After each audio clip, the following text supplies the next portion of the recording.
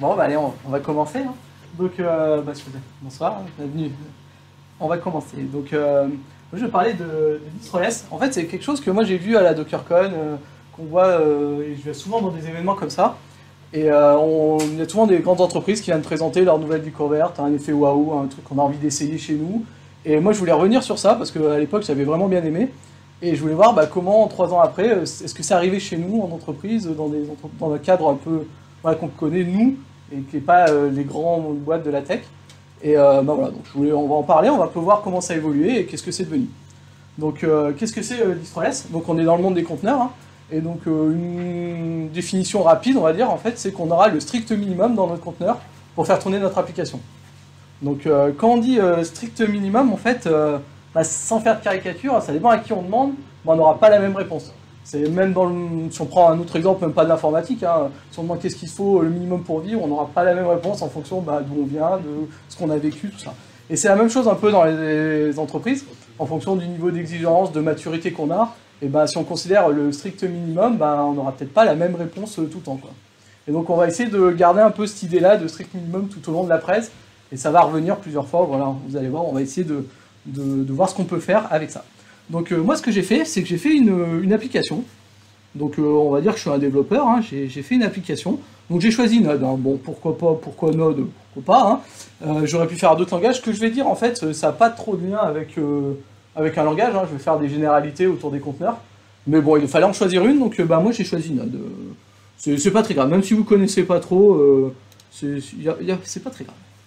Donc j'ai fait mon appli. Donc une fois que je l'ai développé, hop, donc en local. Donc voilà, donc j'ai fini de la développer, je suis content, j'ai fait mon application, j'ai terminé. Donc maintenant, il va falloir aller en staging, en pré-prod, en prod. Donc à l'heure d'aujourd'hui, on fait des conteneurs. Donc il va falloir créer un conteneur. Donc quand on dit créer un conteneur, on dit créer un Dockerfile. C'est ce qu'on va faire. Donc là, on va se placer un peu dans le passé, 3-4 ans en arrière. On va faire un Dockerfile. Donc je vais faire quand on fait un Dockerfile, on part toujours d'une image de base. Donc là, moi, je vais partir de Node, qui a les outils que j'ai besoin pour faire tourner mon site. Donc il y a Node. Ensuite, il y a une partie dépendance. Donc les dépendances que j'ai utilisées, donc npm install, mais c'est la même chose dans tous les langages. Hein. Si on est en Java, on a un POM, on retrouve un peu toujours ça. Et après, il y a la partie vraiment de mon code, donc je vais avoir. Donc quand j'explique à des gens qui n'ont jamais fait d'informatique ce que je fais avec les conteneurs toute la journée, moi j'aime bien parler d'un gâteau. En fait, j'aime bien dire c'est comme un rainbow cake. En gros, on a des layers, des couches qu'on construit, et en fait, un conteneur, c'est juste des couches. Si on est un peu plus précis, en fait, c'est un gâteau à l'envers, parce que on commence par la base, et puis on va vers l'extérieur. Donc ma base de mon conteneur, c'est Node 14, voilà, donc qui contient. Après, j'ai mes parties librairies, et j'ai mon code, mon vrai code applicatif que j'ai créé moi, qui correspond à mon application. Donc on avait parlé de strict minimum, donc si on veut aller voir ce qu'on a dans notre conteneur, il y a des outils. Donc moi, l'outil que j'utilise le plus souvent, il s'appelle Dive. Voilà.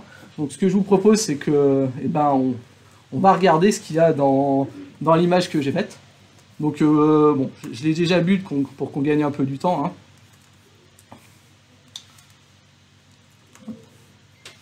Étape 1. On va agrandir un peu ça. On n'a pas besoin de ça. Donc là, ce qu'on va pouvoir voir, c'est qu'on va pouvoir voir ce qu'il y a à l'intérieur de mon conteneur. Donc c'est qu'on a les layers qu'on a construits quand j'ai fait mon Docker build, quand j'ai construit mon image Docker. Donc là en fait, Dive, ça permet de voir tous les layers de mon image. Donc jusque là, c'est ce que j'ai récupéré de ma base de mon conteneur, donc Node. Et ensuite, on va voir ce que moi j'ai pu rajouter. Donc notamment le package.json, là l'installation des dépendances, et là mon code applicatif. Donc ce qui est intéressant avec Dive, c'est qu'on peut voir tous les fichiers, on voit là la partie de répertoire app qui correspond du coup à mon application, vraiment à moi. Et on peut voir la taille qu'on a rajoutée, chaque coup de chaque layer qui nous a coûté dans notre image décompressée. Donc là, si on voit le total de notre image, on est à 977 mégas. Donc là, si vous n'avez pas la fibre, c'est un peu compliqué déjà. Mais voilà, donc on voit qu'on est très très loin du strict minimum. Là, on est très très loin. Et si on va un peu se balader dans l'image, on voit qu'il y a plein de choses en fait dans notre image, en plus de notre app. Si je vais dans un répertoire au hasard, je sais pas, je peux voir ça, Gunzip par exemple, décompression des zips. Moi je vous rappelle, moi je fais un site web quoi. Moi j'ai une application quoi, le zip là. ça m'intéresse pas vraiment en fait, hein. Donc on voit qu'on est très très loin de ce qu'on voulait faire au début, de faire une image qui a le strict minimum, quoi. Il y a aussi un autre plan que moi j'aimerais voir, parce qu'il y a plein d'autres plans aussi qu'on peut voir aujourd'hui sur les conteneurs quand on essaye de s'améliorer, et on va essayer d'en voir un autre, vu que maintenant les conteneurs c'est assez mature comme technologie. On va voir la partie sécurité. Donc quand on parle de sécurité dans les conteneurs, on parle de CVE. Donc qu'est-ce que c'est une CVE? Donc en fait c'est un identifiant, c'est un trigramme, CVE. Ensuite il y a l'année sur 4 chiffres, donc quand elle a été découverte, et puis un identifiant unique. Donc c'est une liste publique de toutes les CVE, donc elle évolue tous les jours, hein, il y en a des nouvelles qui sont trouvées, de corriger. Donc ce qu'il faut bien comprendre, donc si on va sur une CVE au hasard, donc là je vais aller sur une CVE, donc il y a plein de champs, il y a plein de descriptifs, hein, il y a son identifiant, il y a sa description, où on va dire vraiment dans quel cadre elle peut être exploitée, dans quel cadre elle a un impact. Donc ça, va falloir bien la comprendre. Et ensuite, ce qui va être très important, par exemple, c'est la sévérité. Donc toutes les CVE sont classées, et donc le critical, high, jusque là. Et donc nous, dans notre entreprise, là, qui construit du coup ma prochaine licorne, on va dire que nous, on ne veut pas mettre de conteneur en production s'il y a une faille critical et high. Donc c'est une règle qu'on va s'imposer, on va se dire, nous dans notre entreprise, ça c'est pas possible, on peut pas aller en prod si on a ça. Donc tout le reste de la démo, on va continuer là-dessus. Ensuite, sur une CVE, elle impacte une librairie, donc là c'est glibc, et souvent en fait on va voir la librairie impactée et s'il y a une solution. Donc par exemple sur celle-là, pour le moment c'est encore en expérimental, et il n'y a pas de solution encore pour corriger cette CVE.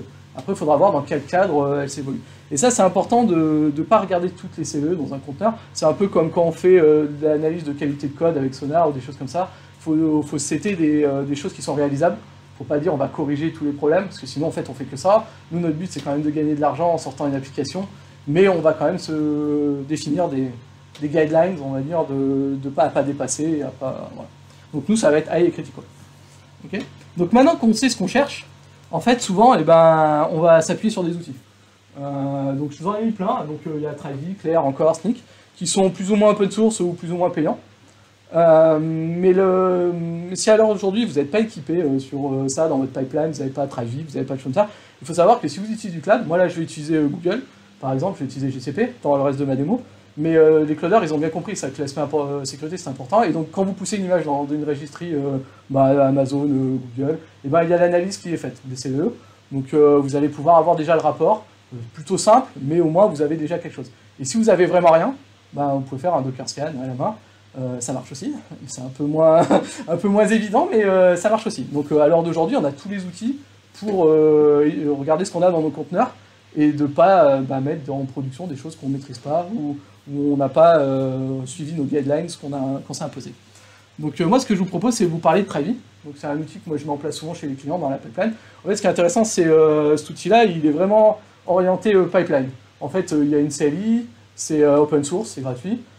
Et c'est vraiment, je vais vous présenter de toute façon, à quoi ça ressemble. Donc c'est juste un binaire, hein, c'est assez facile à installer, c'est assez facile à exécuter dans une pipeline. On va l'exécuter juste à la main là pour nous, hein, comme ça.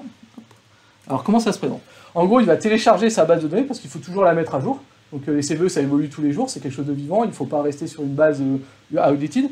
Donc là, il va nous présenter ça. Bon alors, Trivy, c'est pas l'outil le plus sexy qui existe, hein, parce que c'est vraiment fait pour de la CI. Donc il va nous présenter en fait à chaque fois toutes les librairies qu'on a dans notre image, et la CVE s'il y en a une, et puis le niveau de criticité, et si on a une solution pour le corriger. Ce qui est intéressant avec Trivy, c'est qu'on peut faire des choses plus sympathiques. C'est qu'on peut... Hein, bien sûr, je n'ai plus... Bon, on va improviser. Hop. De toute façon, il va me la retrouver. C'est que, voilà, donc nous, dans notre entreprise, on a dit qu'on ne voulait pas de high et critical, donc on peut restreindre la recherche de Trivy sur notre image, et on peut aussi l'exporter en JSON. Et ça va être assez intéressant, parce que après, en fait, on peut utiliser des outils comme JQ, des choses comme ça, et en fait, avoir la liste des CVE qui sont dans notre image. Et on va pouvoir envoyer ça dans la PR du développeur, par exemple, et on va pouvoir avoir un outillage qui est un peu plus automatisé pour lui proposer de corriger avant de déployer, de refuser déjà les merges qui ont des problèmes, quoi. Donc c'est assez intéressant comme Trivy comme outil. Là, pour le reste de la démo, on va aller sur des choses un peu plus graphiques. parce que pour qu'on suive tous. Donc moi j'ai poussé mes images dans GCP. Donc dès qu'on envoie nos images, il fait l'analyse, hein, donc avec plus ou moins de délai, hein, mais si on regarde hop, dans les images que j'ai pu pousser déjà.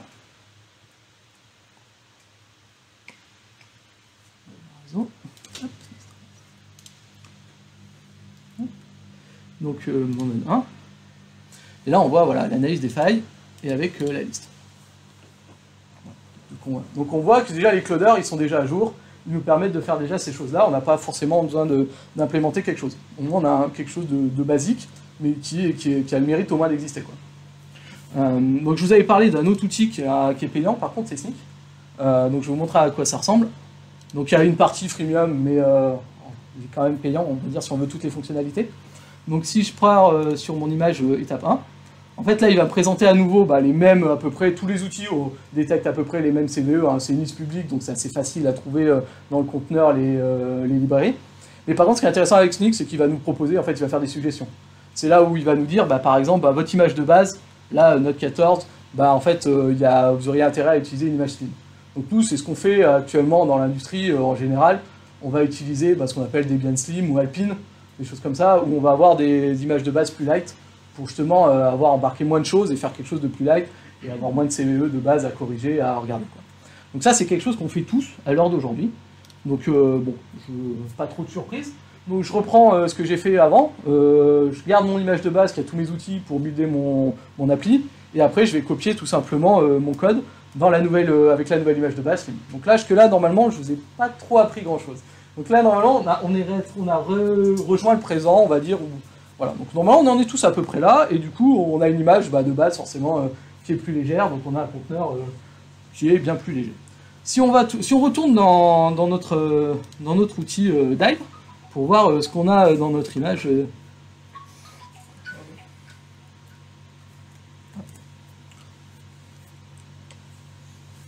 Pas besoin de ça. Donc là, on a une image 189 mégas, donc on a vraiment allégé notre image, il n'y a pas de souci. On voit toujours nos layers, pas de problème. Si on va sur le dernier layer, du coup, de tout ça, donc on retrouve mon répertoire app avec mon app JS classique. Par contre, si on se balade encore dans le conteneur, moi j'ai encore tout plein de choses. Je peux créer des directories, je peux, là, CHGPU, j'imagine qu'il y est, Sean, voilà, on peut faire plein de choses qui n'ont rien à voir avec le web. Moi, je fais une appli web, et en fait, on voit là qu'en fait, on n'est toujours pas dans le strict minimum. On pourrait aller plus loin encore. Et c'est souvent ce qu'on s'arrête là. Souvent dans l'industrie, là, actuellement, on s'arrête là, on fait une Alpine, c'est la même problème. Là, j'ai pris Debian Slim, mais j'aurais pris Alpine, j'aurais la même chose, un petit peu moins, mais on aurait les mêmes choses. Si je fouille un petit peu dans l'image, j'aurais plein de choses qui me servent pas, en fait. Si on va avoir, donc du coup, notre deuxième axe, c'était la sécurité. Si on va voir côté GCP, on tombe à 75 failles, et sur côté Snyk, on est à 6 critiques et 11 high. Donc on n'est toujours pas dans les guidelines qu'on s'est dit, donc on voulait être à 0 critical et 0 high, mais déjà c'est plus raisonnable. Si on a 17 vulnérabilités à regarder, ça peut être négociable. Après, si vous êtes un développeur, où on fait du sprint, où on livre toutes les semaines, là c'est pas raisonnable. Moi je peux pas passer mon temps à corriger 17 failles. Là. Donc là on voit que c'est compliqué en fait, on est loin du raisonnable qu'on pourrait demander facilement à quelqu'un de faire. Et donc tout ça, là, le poids des images, la sécurité, Google ils l'ont bien compris depuis un petit moment, et c'est là où ils ont présenté du coup DistroLess. Et eux ils sont allés voir dans l'autre sens en fait, c'est au lieu d'essayer d'enlever des choses à chaque fois, on va partir à l'envers, on va partir de rien. Donc en fait quand on dit qu'on part de rien dans les conteneurs, on part de l'image scratch, donc from scratch, qui est juste l'enveloppe. Donc en fait, ça veut dire qu'on a les métadatas, c'est un conteneur, mais il n'y a rien dedans. Absolument rien. Et en plus, après, ils sont partis, ils ont fait après Scratch, ils ont fait statique. Donc statique, ce qu'ils ont fait, c'est qu'ils ont dit qu'est-ce qu'il faut pour qu'on soit considéré comme une distribution. Donc qu'est-ce qu'il faut pour que notre conteneur il soit considéré comme une Debian. Donc en fait, il ne faut pas grand-chose en fait pour qu'on soit une Debian en fait. Il faut un certificat, quelques métadatas pour dire qu'on est une Debian, quelques librairies, un utilisateur. Alors là, on ne parle même pas de gestion des utilisateurs, hein. On parle de un utilisateur dans le fichier tester password, ça suffit. Et un répertoire temp pour les temps, et la gestion des time zones. Bon, c'est un petit peu particulier, mais ça, on est obligé de l'avoir. Et en fait, une fois qu'on a ça, on a une Debian, en fait, qui fait rien, mais on est considéré comme une Debian. Ensuite, à partir de statique, ils ont fait base, donc en fait, qui est statique plus glibc. Donc glibc, en fait, c'est les librairies C qui nous permettent d'interagir bas niveau. Donc en fait, Node, lui, il va travailler avec glibc. En fait, nous, quand on code, on est sur des niveaux d'abstraction un peu plus haut que le niveau système. Et on a besoin de cette librairie-là pour fonctionner. Si vous êtes sur Alpine, c'est Muscle, mais du coup, c'est le même principe. Il vous faut une librairie pour fonctionner avec le système. Donc une fois qu'on a ça, et OpenSSL, bon, une fois qu'on a ça, et ben en fait, on peut rajouter Node, vraiment le package, et on a quelque chose qui fonctionne. On a un conteneur qui peut faire tourner Node. Donc on a le strict minimum pour faire tourner Node. Et une fois qu'on a le strict minimum pour faire tourner Node, et ben il suffit de rajouter notre appli, et ça va fonctionner. Et là, on sera vraiment dans le strict minimum qu'on sait faire aujourd'hui pour arriver à faire un conteneur qui tourne. Petite particularité, dans les conteneurs de base, bah souvent on a bid SH, on a un shell, et donc du coup l'entry point des Debian, des Alpine, c'est un shell. Là on n'a même pas de shell en fait. Donc l'entry point, bah, ça va être Node. Donc on va changer un petit peu des choses dans notre conteneur. Donc là, toujours du multistage, donc toujours une image qui a tous les outils, et là par contre, mon image de base, bah, ça va être une image Distro.s. Donc Node.js, voilà, et pareil, je reprends mon code, les layers que j'ai déjà construits, je les assemble avec classique, on n'a rien changé, à part mon entry point, du coup maintenant c'est plus Node, c'est juste mon fichier, parce que j'ai une commande avec mon fichier, parce que l'entry point c'est Node. Okay. Si on va voir dans Dive, bon je vous passe, voilà, je sais pas si on voit bien, non, je vais regarder, je vais le mettre dans... Non, si je mets un N c'est mieux.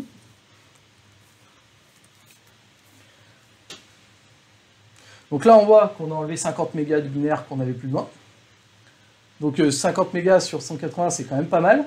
Et moi, ce que j'aime bien dire, c'est que notre app, au final, elle fait 21 mégas. Mon app, la future licorne, elle fait 21 mégas. Et donc là, le pourcentage de mon app par rapport à tout ce que j'embarque, il est déjà un peu plus raisonnable. Comparé au début, où on avait 900 mégas pour 20 mégas d'application. Voilà. Si on regarde là, bah, dans Bin, on n'a absolument rien, 0. Donc là, on est sûr qu'on n'a rien.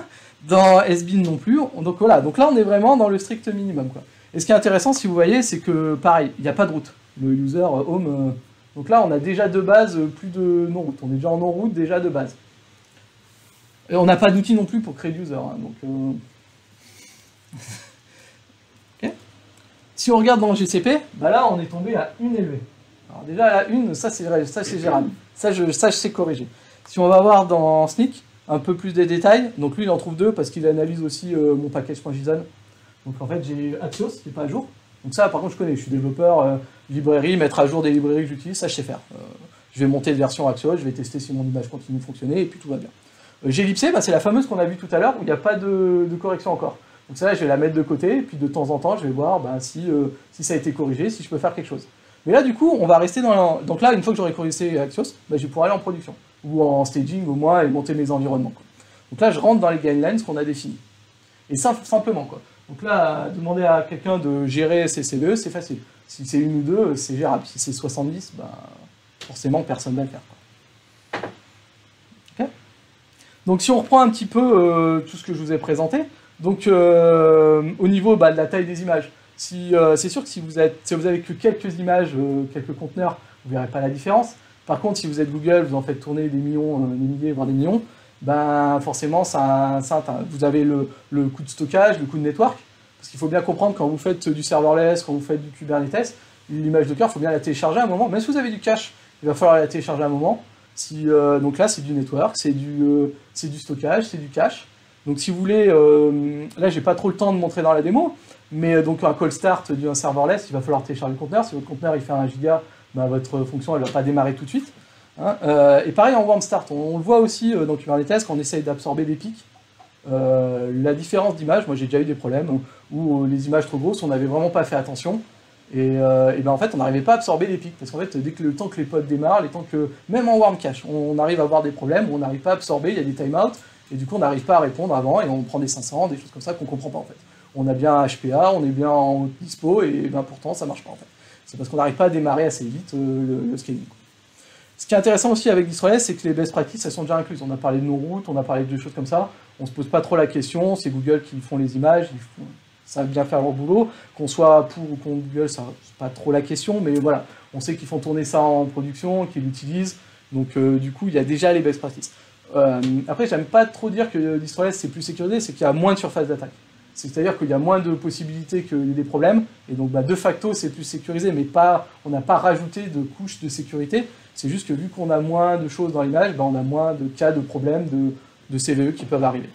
Il y a le suivi des CVE simplifié, bah, ça je vous ai montré, il y a moins de choses dans l'image, donc forcément il y a moins de suivi au quotidien, il y a moins de choses à faire, à corriger, à suivre, à être au courant et à monter en compétence, parce qu'une CVE, il faut bien comprendre, il faut voir dans quel cas elle est utilisée, peut-être que c'est pas du tout dans le cas où on utilise notre conteneur, il y a un contexte à comprendre, et du coup il faut monter un peu en compétence sur cette CVE, on va dire, pour arriver à la corriger, ou pour arriver même à comprendre dans quel cas elle s'exécute, et des fois, ben, on n'est pas du tout dans ce cas-là, donc en fait on pourrait l'ignorer, et on va pouvoir, voilà, même dans les outils comme Travi, on peut ignorer certaines qui ne nous concernent pas du tout, quoi.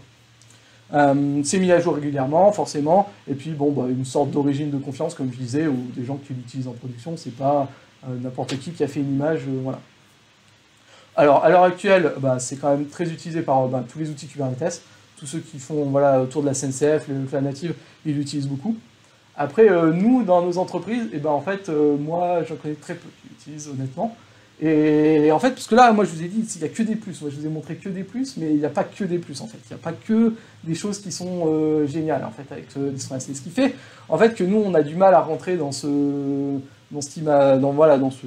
façon de faire les images, que eux, les grands groupes, les pionniers de la tech, on va dire, eux ont adopté facilement. Nous on n'y arrive pas en fait. Et il y a plein de raisons pour ça. Et donc on va essayer de voir ensemble pourquoi. En fait. Alors déjà, la première qui est simple, c'est que il y a un impact en fait le langage que vous choisissez. Quand vous faites du Java, vous êtes embarqué une JRE. Quand vous faites du Node, vous embarquez Node. Et donc ça, quoi que vous fassiez, quoi que vous essayez de slim down votre image au maximum, vous embarquez forcément ça. Si vous faites du Go, des choses comme ça, vous n'avez pas ce problème-là, parce que le langage est complet et statique. Donc du coup, vous n'avez pas toute cette JRE, tout ce truc qui vient avec, et que vous n'avez pas le choix en fait. Et ça, on l'a bien vu, parce que eux, dans les langages qu'ils font, en fait, dans les conteneurs, il n'y a pas les langages que nous, on utilise beaucoup. Voilà, par exemple, eux, là c'est la liste, en fait, des conteneurs qu'ils proposent. Donc on voit, hein, Java, C++, et Node. Et donc Go, parce qu'il reste. Voilà, c'est en gros la limite qu'on peut faire. Mais nous, ce qu'on utilise beaucoup, quand on voit sur GitHub les stats, Go, c'est le 9e langage préféré, on voit des choses comme, voilà, il y a du C#, il y a Python, il y a des choses comme ça que nous, on utilise beaucoup, et qu'il n'y a pas d'image. En fait. Ce n'est pas des langages qui sont utilisés. Eux, ils l'utilisent sûrement dans la CI, dans des choses comme ça, mais pas dans leurs conteneurs qui font tourner, quoi. Pas dans les applications, quoi. Alors, tout ça, c'est pas tout à fait perdu, parce que les images Python et C#, elles sont expérimentales. Bon, Microsoft, ils sont un peu en retard pour le moment, mais ça va arriver. Donc bon, l'expérimental en production, j'ai un peu du mal, mais ça va arriver, quoi. On va pouvoir faire ça. Côté Java, il y a plein de travaux pour essayer de slim down tout ça, cette JRE, cet écosystème. Donc voilà, bon, J-Link, Jib. Côté Node, c'est pareil, hein, on arrive à optimiser un petit peu l'application, on arrive à slim down un peu ça de ce côté-là. Mais c'est pas encore aussi au point en fait que pour les langages comme Go ou des choses comme ça, où on arrive à faire des images vraiment très petites, parce que ça a été déjà prévu un petit peu quand ils ont construit tout ça, quoi. Donc ça fait une des raisons pourquoi on n'utilise pas trop DistroLess, parce que ça ne correspond pas tout à fait au langage que nous on a l'habitude d'utiliser, quoi. Il y a un autre aussi problème, c'est qu'il n'y a rien du tout en fait dans l'image. Dans le conteneur, il n'y a rien du tout. Si, donc là par exemple, j'ai un conteneur, j'ai un cluster qui tourne, hein. On va déployer, je suis dans App déjà. Ouais. On va aller. Je vais aller récupérer mes commandes, je vais tricher. Donc si je déploie juste, on va juste faire un run tout simple. Donc je prends une image DistroLess, hein, donc mon appli avec une base DistroLess. On va attendre que le pod se monte. Ok, nickel. Si quand on est en debug, on a souvent envie, de voir, par exemple, je sais pas, la liste des variables d'environnement. Là, on peut pas en fait, parce que env ça n'existe pas dans l'image. Le binaire n'existe pas. On a souvent envie de rentrer en SH dans l'image. Sauf que là, SH ça n'existe pas non plus. Donc on peut pas rentrer en debug dans l'image. Alors pendant longtemps. Donc pour corriger ça, en fait, pendant longtemps, on a fait d'autres images. On bricole une image en staging, on part d'une image de base différente, voilà, bon, on bricole. DistroLess, ils l'ont bien compris, donc ils fournissent des tags d'images debug. Donc c'est la même image avec quelques outils de la toolbox de BusyBox. donc qui permettent de faire du debug, donc on rebranche une autre image et tout ça. Mais à l'heure d'aujourd'hui, il y a des choses plus intéressantes qui voient le bout de leur nez. Ça s'appelle Ephemeral Containers sur Kubernetes. Donc ça existe déjà depuis un moment, en 1.16, ça arrivait dans le client en 1.18, et on espère encore en 1.23, donc pour le moment en 1.22. Donc je vais vous montrer à quoi ça ressemble. Donc là, moi j'ai toujours mon pod qui tourne. Et en fait, ce qui est intéressant dans un pod, c'est qu'on peut faire tourner plusieurs conteneurs en fait. Donc moi j'ai déjà mon conteneur qui existe, qui tourne, que je ne peux pas accéder, qui est verrouillé, qui est, voilà. En fait, je vais rajouter à chaud un autre conteneur dedans, sans détruire mon pod, hein, le pod va continuer à tourner, et je vais juste me brancher dessus. Et ce qui est intéressant, c'est qu'une fois qu'on est dans le pod, on partage les mêmes process, le même namespace, le même fichier système, et du coup, vu que mon pod de debug il va embarquer SSH, je vais pouvoir rentrer dedans. Donc pour le moment, c'est un expérimental, hein, donc on ne peut pas l'utiliser en production, je vous déconseille. Mais nous, on va jouer du coup avec ça. Il y a un petit moment, il faut que mon image elle démarre. Donc là, ce que j'ai fait, c'est que j'ai rajouté une image, hein, voilà, BusyBox Nano, qui a plein d'outils dedans. Et là, voilà, du coup, je rentre là. Donc là, si je fais PS, par exemple, et ben là, je vois mon fameux Node.js bin applet. Donc là, je vois mon process de mon application qui tourne dans mon conteneur d'à côté. Et je vais même pouvoir aller plus loin, ceux qui connaissent un petit peu. Hop. Voilà, et donc là, je suis dans le système de fichiers de l'autre conteneur. Donc là, si je veux voir, hop, je veux voir bien un index qui traîne. Ouais, voilà. Donc là, je vois mon index. Et on peut aller plus loin, parce que est-ce que vous êtes déjà rentré dans une image alpine avec rien du tout, et vous dites, bah, comment j'édite mon fichier, hein, comment fait des échos dans des pipes, dans des choses comme ça. Bah là, je peux avoir mon éditeur préféré, et je peux éditer mon fichier. Alors que dans mon conteneur, j'avais rien du tout. À chaud, quoi. J'ai rien redémarré, mon appli continue à fonctionner en production, j'ai tout développé. Donc voilà, donc vivement que ça arrive encore et qu'on puisse l'utiliser. Voilà. Donc ça ferait quelque chose que on pourrait utiliser Distroless avec plus de confort dans notre quotidien, quoi. Donc qui arrive bientôt. Il y a un autre problème qui est bien plus grave en fait, avec tout ça. Donc on va dire que dans notre compagnie, nous on fait toutes les choses bien, on a un DevOps qui fait tout, on fait tout nickel. Donc on a une CI qui tourne en continu, qui à chaque fois qu'on build un conteneur, on a tout qui est analysé, et donc on a toujours cette règle, pas de hide, pas de critical. Et un jour, en fait, moi, je vais être le développeur, je vais venir et puis je vais développer. Enfin, on va me demander de changer une icône ou changer un truc banal, un petit peu banal. Et puis, je vais construire mon conteneur et puis, il va y avoir une CVE. Parce qu'en fait, les CVE, c'est vivant, en fait. On trouve des failles, des zéros tous les jours. Et voilà. Donc moi, le pauvre développeur, là, pas de chance, c'est tombé sur moi, en fait. C'est tombé sur moi où le jour où je publie, il y a une nouvelle CVE, voilà. Et en fait, votre outil de CVE, il va juste vous dire, c'est dans ce Dockerfile, le problème. Mais il va vous dire, alors ça peut être à plein d'endroits. Si c'est dans les dépendances, ça c'est plutôt facile, je suis développeur, je connais, ça va être facile, je vais augmenter, on va tester, puis on va y arriver. Si c'est dans l'image de base, alors là c'est déjà plus compliqué. Puis si on utilise Distroless, alors là c'est encore plus compliqué.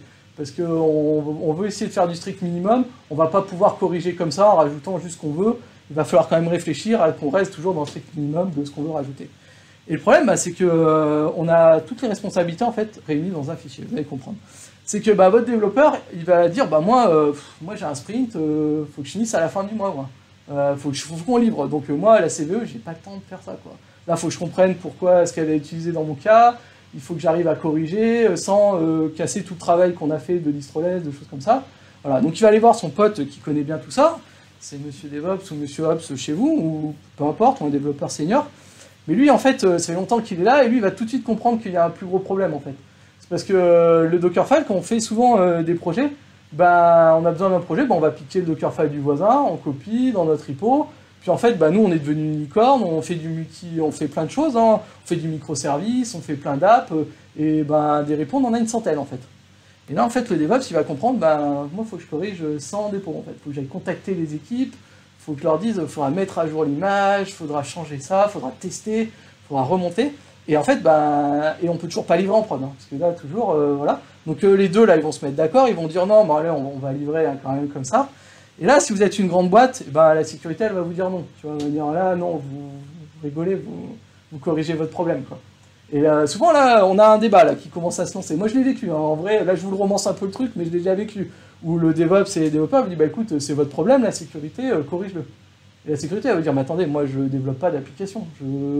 moi j'implémente la sécurité dans l'entreprise, mais Node, moi je connais pas, je sais pas ce que c'est, il va falloir vous corriger. Et donc là, on commence à discuter, puis il peut même y avoir la QA qui vient, voilà, parce que là, on va mettre à jour des images, on va mettre à jour des choses, donc la QA elle va dire, moi je veux tester partout, je veux plusieurs images, je veux pouvoir tester que votre montée en charge, elle va pas tout casser. Et tout ça avant la fin de la semaine, parce qu'on livre à la fin de la semaine. Voilà. Et donc en fait là, il y a un jeu de la patate chaude, qu'on appelle, très, très connu dans le monde de l'informatique. Et donc moi je l'ai vécu là, je le romance un peu le truc, mais et en fait tout ça, ce problème-là, ça vient parce qu'en fait toutes les responsabilités, elles sont dans un fichier Dockerfile qui est répandu dans toute notre infrastructure, dans toute notre application. Dans les repos, on en a des centaines. Et comment on les met à jour? Comment on met à jour sans repo? Voilà, comme ça. Et donc ça c'est, et en plus si c'est en distroless, alors là on est encore plus dans le, voilà, ça va être encore plus compliqué. Et donc là la solution à ça, il y en a une qui est un peu plus compliquée que les autres avant. Mais avant ça je vais faire un petit rappel. Il y a la SNCF, donc ceux qui connaissent, la Cloud Native Foundation. Donc en fait eux ils régissent un peu comment ça marche dans le monde du cloud native. Donc en fait, ils font les règles, ils font les choses comme ça, où ils déclarent un peu comment doivent être construites les choses pour que l'écosystème fonctionne ensemble. Donc la Cloud Native, c'est plein d'applis, plein de trucs. Là, je vous présente le dashboard, c'est des centaines de produits différents. Et en fait, ils définissent les normes de comment en fait, il faut implémenter les choses pour que tous ces outils-là arrivent à fonctionner ensemble. Et donc du coup, ils ont repris un peu, parce qu'avant, en fait, on parlait que de Dockerfile et de Docker. Donc eux, ils ont repris tout ça en parlant d'OCI et de CRI. Donc en fait, ils ont redéfini qu'est-ce que c'est un conteneur. Et en fait, un conteneur, quand on relit un peu ce qu'ils ont fait, bah, c'est que des couches, c'est des layers qui sont assemblés les uns avec les autres, et du coup, bah, ça forme une image, ça forme un conteneur. Et un CRI, c'est juste un runtime qui est capable d'interpréter ça pour en faire tourner notre conteneur. Et donc en fait, ils ont bien plus simplifié les choses que l'avait fait Docker, qui a été en fait qu'une implémentation d'un OCI, quoi. Donc en fait, et du coup, il y a plein d'autres implémentations qui sont arrivées. Donc les gens commencent à faire du Canico, des choses comme ça, du Builda, du Podman, on voit Cryo, il y a plein d'autres choses qui ont commencé à naître de tout ça. Et il y a autre chose qu'ils ont fait, la SNCF, ils ont fait CNEBI. Donc en fait, c'est qu'ils ont dit, ben, maintenant on fait du Docker, on fait des conteneurs, et comment en fait, ils ont décrit comment packager un conteneur, comment on voudrait faire dans le Cloud Native Foundation pour que tout le monde arrive à fonctionner ensemble, comment décrire ça. Et il y a une implémentation commerciale, on va dire, de CNEBI qui est Buildpacks. Donc c'est ce que je vais vous parler aujourd'hui. Donc Buildpacks, en fait, c'est né chez Heroku. Donc ceux qui connaissent un peu Heroku ou pas, c'est un hébergeur en fait. Et donc c'est un hébergeur où vous leur donnez du code et ils hébergent votre application un peu partout. Eux, ils se débrouillent après de trouver le bon cloudeur, souvent c'est AWS, mais voilà, ils se débrouillent. Et donc en fait, eux, ils voulaient pas tomber dans le piège du Dockerfile en fait, où ils voulaient pas que leur support passe leur journée à négocier avec les clients. Ah ouais, le problème c'est qui a mis la bonne ligne dans le Dockerfile, comment on fait la mise à jour, quand eux ils faisaient une mise à jour sur leur système, ils voulaient pas contacter tous leurs clients en disant il va falloir mettre à jour tous vos Dockerfiles, ça. Donc en fait ils sont tombés un peu dans un problème, et ils ont en fait, eux leur problème c'était comment on construit à partir d'un source, un conteneur, plutôt une OCI, une image, et sans faire un Dockerfile. Donc sans créer ce problème de multidépendance qu'on a vu avant, la patate chaude, tout ça. Et donc en fait, ils ont fait des définitions, des méthodes, on va voir comment ils ont créé ça, et ils ont redéfini un peu comment les images fonctionnent, comment on construit nos images, et ils sont arrivés à faire quelque chose qui est capable à partir de votre source, de détecter quel langage vous utilisez, et de construire les bons layers qui vont former l'image. Et ils ont rajouté plein de choses dans ces spécifications, aussi la possibilité de changer l'image de base. Donc nous, on avait Node, quand on construit un Dockerfile, on sait que quand on touche aux premières couches, il faut reconstruire tout notre conteneur, il faut tout rebuilder. Si on touche à la première ligne, on reconstruit tout toujours. Mais là, en fait, ils ont changé la spécification pour qu'on puisse changer que certains layers. Donc sans rebuilder les anciens layers, on va les réutiliser et puis rebuilder quelque chose. Donc c'est ce qu'ils appellent être capable de rebase un conteneur. Parce que c'est très important pour eux, c'est parce qu'en fait, ils ne voulaient pas reconstruire le code applicatif qu'on leur a donné. Eux, ils voulaient juste, par exemple, s'ils changent de cloudeur, ils passaient par exemple leur VM d'AWS à, je sais pas, Azure, eux, ils ont forcément des outils, des choses comme ça, mais en fait, ils vont juste rebase votre conteneur pour rajouter leurs outils et que ça soit déployé sur le nouveau cloudeur. Et en fait, ils ne vont pas vous recontacter pour vous demander votre source ou rebuilder les choses. Et donc, ils vont juste réutiliser les layers qu'ils ont déjà construits, en fait, qu'on a déjà construits. Comment ça fonctionne Buildpacks? Donc, il y a un client pack, donc qui est comme votre client Docker classique, qui construit des images. Donc là, au lieu de faire Docker build, vous faites pack build. Et il y a une version en Kubernetes qu'on va voir tout à l'heure, qui a pack. Et en fait, qu'est-ce que c'est en fait? En fait, on prend du code, on l'exécute dans un builder. Le builder, c'est un conteneur. Donc en fait, ils ont repris, à partir d'un conteneur, on construit d'autres conteneurs. Donc ça nous permet de faire du versionning, ça nous permet aussi de télécharger. Voilà, une fois qu'on a posé le builder dans un repo, bah, le développeur peut le télécharger sur son poste et puis lancer pack pour builder ses conteneurs, quoi. Donc on n'est pas obligé de le faire en mode CI, on peut le faire en mode... Du coup, vu qu'on part simplement de conteneurs. Et qu'est-ce qu'il y a dans notre builder, qui est un conteneur? Il y a le premier truc, c'est le lifecycle. En fait, c'est les étapes qu'il faut faire pour construire notre conteneur. Et une des premières étapes, ça va être détecter quel langage vous utilisez. En fait, on pensait que c'était très compliqué, mais en fait, c'est très simple, hein. Si vous avez un package.json, vous faites du JS. Si vous avez des .go, vous faites du Go. Des .py, vous faites du Python. En fait, c'est très très simple de détecter quel langage vous faites, en fait. Ensuite, une fois qu'il a détecté le langage, il va appeler le bon build pack. Donc le build pack, c'est la recette, en fait, pour construire son conteneur. Ça ressemble beaucoup à un Dockerfile, ce qu'on faisait dans les runs, dans les Dockerfiles, hein. C'est on construit des layers, tout simplement. Donc c'est là où on va voir notre npm install ou des choses comme ça. Donc ça ne change pas grand-chose, en fait, hein, techniquement. Après, les build packs, ils sont par composition, hein, on peut les télécharger, il y a des registries, il y a des choses qui ont déjà été faites, hein, bien sûr, on ne va pas réinventer les choses. Et ensuite, on va pouvoir construire ça. Et quand on fait du Dockerfile, on fait du multistage à l'heure d'aujourd'hui. Et en fait, multistage, on peut faire des millions de stages. Ça marche très bien, on peut enchaîner les stages. Mais la plupart du temps, en fait, on fait 2 stages. On fait build et run. En gros, on a une image qui sert de build et une image qui sert de run. Après, on peut même, par décomposition, si on en a plusieurs, 3 étapes. En fait, 3 étapes, c'est juste 2 fois 2 étapes. On récupère l'image d'avant, et puis on la réutilise dans la deuxième étape, dans la première étape de la deuxième étape. Voilà. Mais, donc en fait, ils se sont rendus compte qu'en fait, il n'y a besoin que de 2 images pour construire la plupart des conteneurs qu'on fait tous les jours. Donc il faut une image pour construire en général, et une image pour la run. Et donc là, c'est dans l'image de run qu'on va avoir notre distroless, notre fameuse image distroless, qui va être simple à maintenir. Donc une fois qu'on a tout ça, ben, on est capable de construire des conteneurs. Et ben moi, ce que je vous propose, c'est de faire une petite démo. Donc, moi, ce que j'ai fait, c'est que j'ai un cluster, hein, qui tourne dans GKE, et j'ai plein d'applis. Donc, bon, elles se ressemblent beaucoup, mais c'est pas les mêmes. Donc, si on va, hop. Donc, j'ai bien 3 applis différentes dans 3 repos différents. Dans ces repos-là, j'ai pas de Dockerfile. Moi, j'ai que mon appli, je suis que développeur, je fais que du JS. Moi, je connais pas tout ça. Donc, en fait, je vais juste fournir, en fait, à Capac le source, et avec un builder que j'ai déjà prévu, qui est en fait dans mon entreprise, bah, il y a une équipe qui gère ça, en fait, qui gère comment on build les conteneurs dans mon organisation. Donc, c'est eux qui fournissent le builder à tout le monde, et qui le maintiennent pour construire nos images, construire, voilà, notre applicatif. Ok. Donc, si je prends mon application,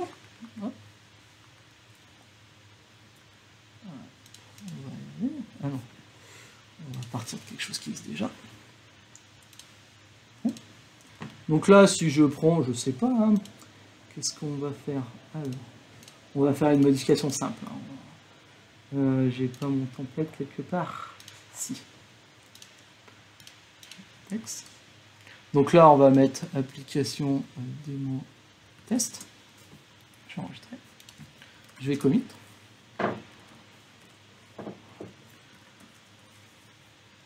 Bon, on va faire un super message.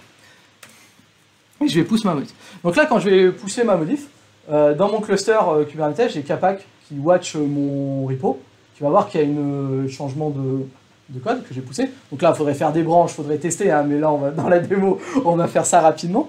Mais là, en fait, il va voir le changement, et du coup, il va reconstruire instantanément mon image pour mon application, qui va être déposée ensuite dans GCP. Donc, hop. Donc, là. Hop. Ouais, c'est pas grave, c'est une clé pourrie. Je la supprimerai après, vous inquiétez pas. Ok, et donc là, en fait, dans mon cluster, si je suis un peu ce qui se passe,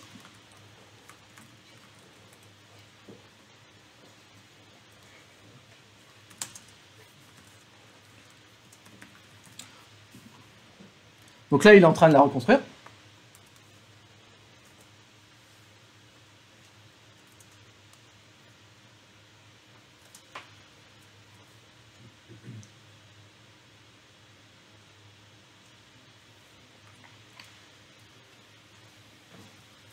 Pas de chance.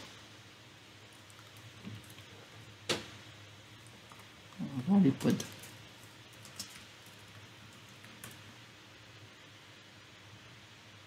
encore en train de tourner. Donc là, on voit en fait que bah, il a créé un pod pour construire mon conteneur. Donc avec l'image de build que moi j'ai définie dans le builder. Donc là, il fait toutes les steps de build, en fait, tous les layers. Et après, il va la pousser, donc du coup, dans la registry. Donc là, si je reviens dans ma registry, donc application 1, à l'instant, voilà, j'ai une nouvelle image qui vient d'être créée à l'instant, nouveau tag, et bon, je vais retaguer les tests. Et normalement, du coup, vu que je suis en CI/CD, et ben là, si je rafraîchis, on va voir, on va attendre quelques secondes le temps que qu'Argo CD se lance.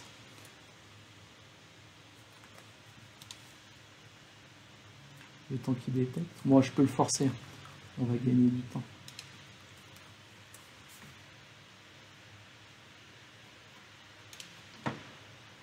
Il est en train de se mettre à jour.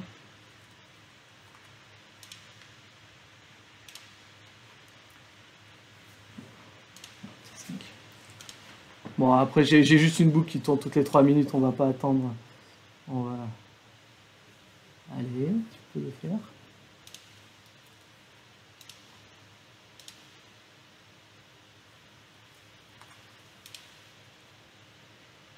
Bon, pas de chance, forcément.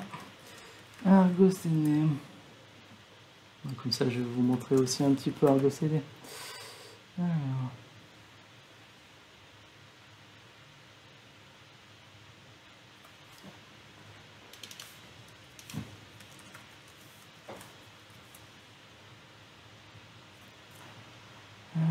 DTL spec, image centrale, stress, application 1, dans 18h20, on va attendre quelques instants le temps qu'il tourne. En fait là le but c'est qu'il détecte qu'il y a une nouvelle image et qu'il mette à jour voilà, ma charte. Et, voilà. Et donc là du coup j'ai mon déploiement, j'ai mis à jour mon image. Donc j'ai jamais fait de Docker Compose, j'ai jamais mis à jour, et du coup j'ai juste mis à jour mon code, et du coup j'ai mon builder. Donc si on fait, et là en fait, donc du coup on a mes 3 applis, donc j'ai l'appli 1, j'ai l'appli 2, j'ai l'appli 3. Et puis un jour en fait, bah, il va y avoir une CVE en fait dans l'image de base, dans notre image de base qu'on utilise, quelque chose qui va détecter ou dans les librairies qu'on va voir. Donc moi j'ai symbolisé ça par une image. Donc voilà, j'ai rajouté en fait dans mon image, de partout, une image de base. Et donc du coup une image là qui présente là, c'est pour qu'on ait un aspect visuel on va dire d'une CVE. Donc ce qui va arriver, c'est que bah, les développeurs, eux, ils vont rien changer en fait. Ils vont contacter l'équipe qui gère dans mon organisation mon builder, donc comment on construit mes images dans mon organisation, et ils vont corriger ça en fait. Donc et ben, c'est pareil. Donc là, vu que le builder c'est une image, et ben, on va pouvoir la corriger.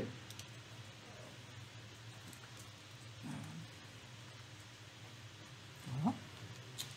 Donc j'ai mon image de base, qui est... en fait ça c'est l'image qui sert de run pour toutes mes images dans mon organisation. Donc là j'avais mis une image forcément, donc là je vais la changer. Donc au lieu de la prendre dans outside, je vais la prendre dans patch. Et je vais prendre...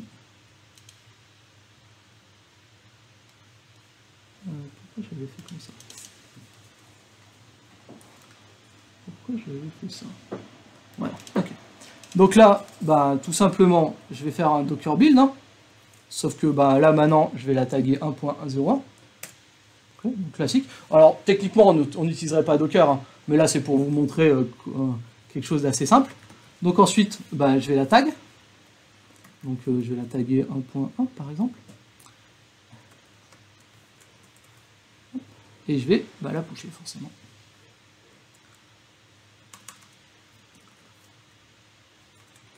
Ok. Donc là, je vais pousser ma nouvelle image de run dans ma registry. Hein. Voilà, ok. Donc là, si je vais dans ma console, normalement, j'ai une nouvelle image de base. Ce qui va m'intéresser, c'est son SHA-1. Donc là, ce que je vais faire, c'est que dans mon cluster, je décris avec Capac comment je construis mes images dans mon organisation. Donc je décris ce qu'on appelle un cluster stack. Donc en fait, ça, c'est mon image qui sert de build. L'image qu'on avait avant, qui a tous les outils, qui est énorme. Et ça, c'est mon image de run. Donc là, je vais la changer.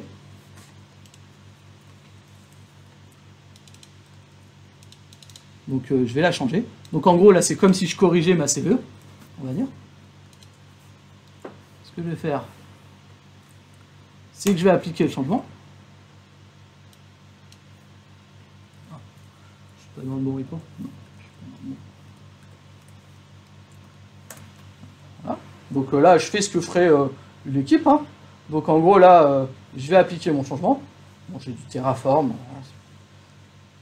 Donc là, ce que je vais faire, c'est que je vais mettre à jour mon cluster en disant, bah, maintenant, quand tu builds des images, il faut que tu les builds avec cette nouvelle image de run. Et Capac, en fait, il va être capable de voir qu'il a déjà buildé plein d'applis. En fait, dans notre appli, là, bon, j'en ai 3, mais je pourrais en avoir des centaines d'applis. Et là, il va dire, moi, j'ai buildé déjà 100 applications avec cette image qui est plus à jour. Et donc là, en fait, ce qu'il va faire, c'est qu'il va rebuilder toutes mes images de mon cluster. Il va les repousser dans la registry. Et du coup, après Argo CD, il va détecter qu'il y a des nouvelles images, et il va les redéployer. Et du coup, là, je vais mettre à jour tout mon cluster, sans jamais toucher à un Dockerfile, sans jamais toucher à, voilà, à l'application. Et ce qui est intéressant, c'est que Capac, il va être capable de reconstruire, de rebase toutes mes images, et il va faire ça dans le cache, en fait. Parce que les images, il les a déjà en cache, et ça va être assez rapide, en fait. Hein. On va voir que... On va se mettre sur la... Voilà. Donc là, j'ai mes 3 images, et on voit qu'à l'instant, tout de suite, j'ai une nouvelle image qui a été poussée pour mon appli. Parce qu'en fait, tout est dans le cache, en fait. Donc quand on fait des opérations dans le cache, ça va très très vite. Hein. Donc là, on n'a pas rebuildé l'appli, en fait, on a juste rechangé l'image. Et en plus, l'image de base était déjà aussi dans le cache. Donc ça va très très vite. Et après, on va voir si Argo CD est gentil avec nous.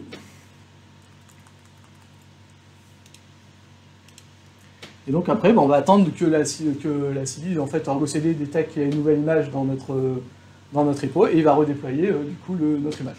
Et donc après, là, c'est technique de fonctionnement classique de Kubernetes, rolling update, tout chose. On va attendre un petit peu. Je peux le forcer au pire, hein, mais j'aimerais bien qu'il se fasse tout seul. Donc je propose, c'est que je fais pendant le temps qu'il se déclenche, je fais ma conclusion. En fait, du coup là, en fait, on voit que Distroless, c'est quelque chose que moi j'ai vu il y a 3-4 ans, arriver en buzzword, choses comme ça. Et en fait, on voit que ça peut pas arriver tout de suite comme ça chez nous, brut de décoffrage, parce qu'on ne travaille pas de la même façon, on n'a pas les mêmes personnes, on n'a pas les mêmes organisations que ces entreprises-là. Souvent, quand ils présentent quelque chose de waouh un peu, on peut pas l'adapter comme ça. Il faut attendre en fait que ça soit packagé dans d'autres choses et que c'est un peu évolué, et que la manière de faire soit adaptée en fait à nos organisations, à notre façon de travailler. Et donc on voit que là, voilà, avec des choses comme Buildpack, on pourrait adapter Distroless dans nos entreprises assez facilement, on pourrait sortir du Dockerfile assez facilement, voilà. Et donc c'est des choses qui marchent, voilà. Et donc c'est corrigé. Et j'ai jamais touché à mon code applicatif. J'ai jamais dérangé toutes mes équipes de dev pour mettre à jour du coup ma CVE. Voilà, c'était une image pour imaginer les choses, mais du coup je pourrais corriger des CVE comme ça, sans impacter toute mon entreprise en fait. En ayant dans le monde organisation une équipe qui est dédiée à ça, qui a la compétence aussi de gérer ça, quoi. Et qui va monter aussi en compétence au fur et à mesure qu'ils vont traiter des problèmes. Et du coup voilà. Donc j'ai terminé. C'était ma presse. Les dieux de la démo étaient avec moi.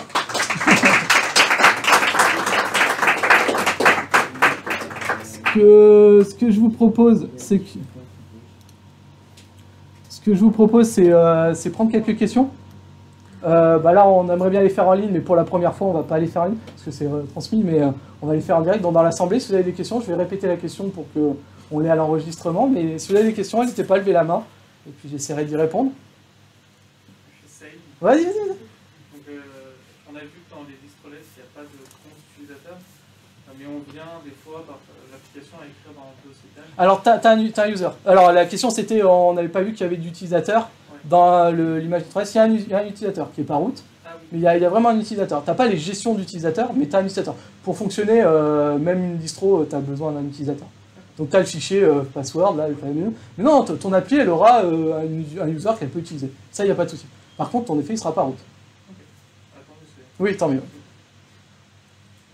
Petite question, du coup, est-ce que ça va être aisé de rajouter des librairies parce que là, c'est une application qui n'utilise pas, par exemple, le gzip, mais imaginons que je dois fournir un zip dans l'application, que je dois rajouter de quoi en créer un. Donc, ouais, la question en gros, c'est que des fois, en fait, là, j'ai fait une application simple où j'avais pas trop de dépendance et c'était que dans le code. Des fois, on a besoin de fonctions système, de choses comme ça. Mais après, ça va être à ton entreprise de savoir, en fait. C'est ce que je disais, c'est la complexité quand tu fais du distroless, que tu essayes de faire du minimum. Il va falloir savoir qu'est-ce que tu as besoin au niveau système. Et ça, c'est une compétence un peu spéciale, quoi, que peu de personnes ont. Tu vois, tu peux pas demander à n'importe qui rentre dans ton entreprise de connaître ça, de pouvoir apporter ça. Et c'est pour ça que je parlais que Buildpack et tout, ça peut être une solution CNAB à ça, en fait. Parce que du coup, quand tes développeurs, ils vont avoir ce nouveau besoin, ils vont contacter les personnes qui font le builder. Et du coup, eux, ils vont avoir la notion en se disant, oui, tu veux utiliser cette librairie-là, donc elle a besoin de ça côté système, donc on va l'intégrer, du coup, dans notre Buildpack. Ouais, merci. Question sur la dernière partie. Effectivement, le lien entre pack et l'applicatif, il est implicite ou est-ce qu'à un moment, on a décrit spécifiquement que ce leader, il devait guider les images là? Ok, alors ouais, donc la question en fait c'est comment tu construis ton image correctement avec le bon Buildpack dans Pack. Comment il fait ça? En fait, tu as le detect, en fait, c'est ce que je disais, tu détectes, quand je disais que tu détectes le langage, tu peux aller un peu plus loin dans le detect, tu peux aller dire un peu plus spécifiquement, donc tu peux parcourir ton package.json, tu peux dire s'il y a ça, bah du coup il faudra qu'on rajoute ça, il n'y a pas de problème. Les builders, en fait, vu que c'est un conteneur, hein, tu peux prendre des builders qui existent et puis les surcharger sur ce que tu veux. Tu peux aussi les construire toi-même dans ton entreprise. C'est ce que moi je pense qu'il va se faire. C'est qu'en gros les entreprises elles auront leur builder, elles vont pas réutiliser un builder qui est sur internet. Il y en a, hein, il y a Paketo.io, ils font plein de choses comme ça. Il y a des registries publiques où tu as déjà plein de choses qui sont faites. Parce qu'on se rend compte que les gens, quand on fait une image de JS, on fait à peu près tous le même Dockerfile. Donc on aura à peu près tous le même builder. Mais tu peux très bien faire ton builder personnalisé pour ton entreprise, du coup qui va détecter un peu mieux plus que le langage, mais peut-être l'application qui a besoin de ça. Et du coup après elle utilisera le Buildpack qui aura les bons outils que tu as besoin dans ta nouvelle image. Ça, il n'y a pas de... Tout à l'heure, tu parlais un peu d'un conteneur éphémère qu'on va créer dans le code pour pouvoir debug. Du coup, comment ça se passe? Il y a quand même une couche un peu réseau dans les distroless qui sont pour nous. En fait, ça c'est... Ouais, alors, ouais. La question c'est comment en fait les conteneurs, quand on utilise éphémère conteneur, ça communique entre le pod initial et le pod que tu charges. Ouais. En fait, ça c'est fourni directement en fait, dans ton pod, c'est ce qu'on appelle les namespaces et les cgroups. Ouais. C'est vraiment les fonctions bas niveau de l'utilisation du conteneur. Et du coup, tu l'as de facto en fait. C'est vraiment, tu n'as rien besoin de plus, c'est que c'est le fonctionnement des pods dans Kubernetes. En fait, vu que tu partages le même cgroup et c'est namespace, bah, du coup, tu partages les mêmes process, les mêmes choses. Donc ça, non, c'est natif Kubernetes, on va dire, dans le fonctionnement du pod. Du coup, je rebondis sur cette question. Est-ce que tu sais si les éphémères conteneurs, c'est que sur un orchestrateur Kubernetes ou d'autres orchestrateurs? Ouais, donc la question c'est est-ce que ephemeral container c'est juste sur Kubernetes? Je pense que oui. Okay. Honnêtement, je pense que oui. Et c'est en alpha, c'est quelque chose qui est encore à l'état de... Alors ça devrait pas tarder à arriver, mais oui, je pense que c'est que chez eux. Hein. Là, moi sur Google, on peut créer les clusters avec les alphas et les previews. Donc tu peux activer ces fonctionnalités. En fait, cette fonctionnalité, elle est sur les gates. Tu vois, il faut que tu l'actives en fait. Il faut que tu crées un conteneur alpha, il faut que tu l'actives. Mais là, pour le moment, on peut le tester. Mais oui, je pense que c'est propre à Kubernetes. Après, comment c'est implémenté, je ne saurais pas te dire techniquement dessous comment ils ont fait. Mais voilà. Après, ce qui est intéressant, c'est qu'avant, on était obligé de détruire le pod et le recréer. Et là, tu peux à chaud insérer des choses et les enlever. Ce que je vous propose, c'est qu'on arrête le live là et qu'après, on continue les questions. De toute façon, on va manger. Je répondrai aux questions, je resterai dans le coin. Mais je vais juste au moins arrêter le live.